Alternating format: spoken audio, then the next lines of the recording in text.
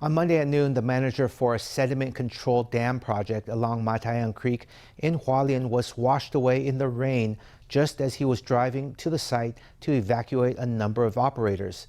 He had only just headed out when he suddenly called for help and became unreachable. Rescuers were notified and immediately began searching for him, but only found his off-road vehicle. Only after 9 p.m. was he spotted by a resident of a nearby village. With thermal imaging, he was eventually located and rescued at almost 5 a.m. the following day.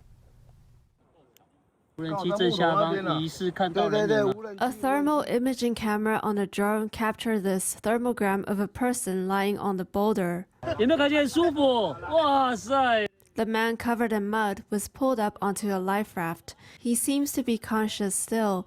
This is a site manager for Matai'an Creek's post-disaster reconstruction. He had been missing for 15 hours. We saw an area with a high thermal gradient. As the device got closer and closer, the red dot gradually took the form of a human, which made us sure that it was the missing person over there.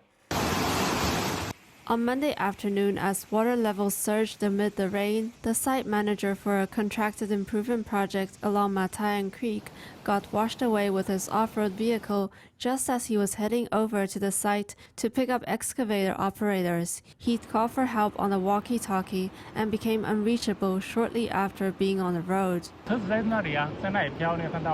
Rescuers initially traced his tracks downstream where they'd found his vehicle. The car key was still on the switch and his phone was still inside, but he was nowhere to be found.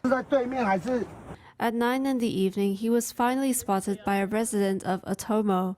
The young man had heard him crying for help and saw him stranded on the boulder. However, it took another 6 to 7 hours for rescuers to wade through the shoal and get him out at 4:39 a.m. the following day. I heard someone crying for help. It came from a distance. When they were sure that someone was yelling, they went down to the shoal. He responded with calls of "Help me, help!"